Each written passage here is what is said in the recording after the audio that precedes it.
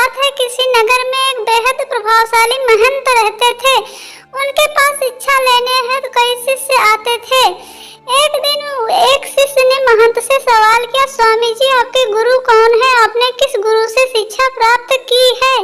महंत शिष्य का सवाल सुनकर मुस्कुराए और बोले, मेरे हजारों गुरु हैं, यदि मैं उनका नाम गिनाने बैठ जाऊं तो शायद महीनों लग जाएं, लेकिन फिर भी मैं अपने 3 गुरुओं के बारे में तुम्हें जरूर बताऊंगा। एक था चोर, एक बार रास्ते में भटक गया था और जब दूर किसी गांव में पहुंचा तो बहुत देर हो गई थी। सब दुकानें और घर बंद हो चुके थे, लेकिन आखिरकार मुझे एक आदमी मिला जो एक दीवार में सेंध लगाने की कोशिश कर रहा था। मैंने उससे पूछा कि मैं कहाँ ठहर सकता हूँ, तो वह बोला कि आधी रात हो गई है, इस समय आपको कहीं आसरा नहीं मिलना मुश्किल है, लेकिन आप चाहें तो मेरे साथ ठहर सकते हो। मैं एक चोर हूँ और अगर एक चोर के साथ रहने में आपको कोई परेशानी नहीं होगी तो आप आराम से मेरे साथ रह सकते हो।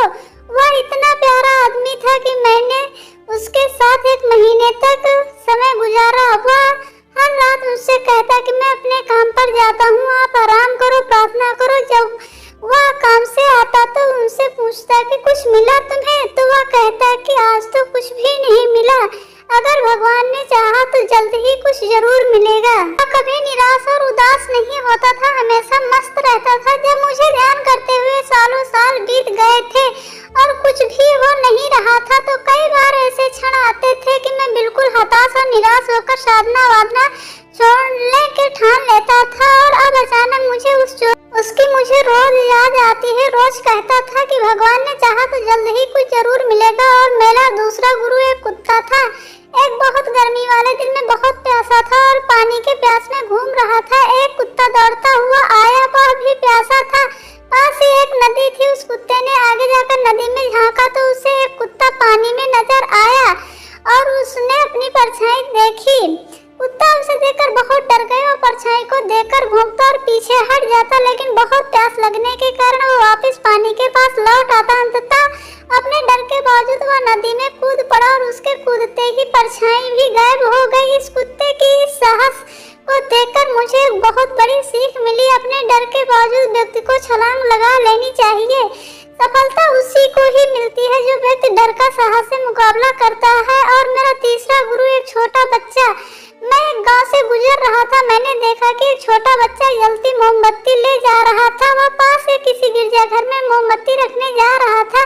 मजाक में ही मैंने उनसे पूछा कि क्या यह मोमबत्ती तुमने जलाई है? वह बोला, जी हाँ, मैंने ही जलाई है। तो मैंने उससे कहा कि एक क्षण था जब यह मोमबत्ती बुझी हुई थी और फिर एक क्षण आया है जब यह मोमबत्ती जल रही। क्या तुम मुझे यह स्रोत दिखा सकते हो? वहाँ से वह ज्योति आई है। वह बच्चा हंसा और मोमबत्ती को फूंक मारकर बुझाते हुए बोला, अब आपने ज्योति को जाते हुए देखा, कहाँ गई वह बताओ। मेरा अहंकार चकनाचूर हो गया, मेरा ज्ञान जाता रहा और उस क्षण मुझे अपनी ही मूर्खता का एहसास हुआ।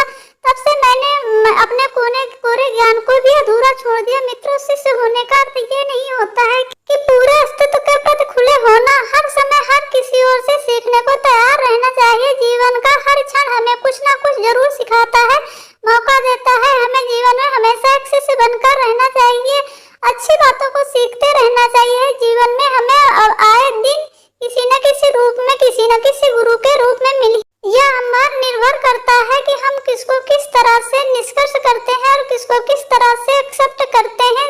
जिंदगी में हमेशा शिष्य बनकर रहो, शिक्षा जिंदगी भर मिलती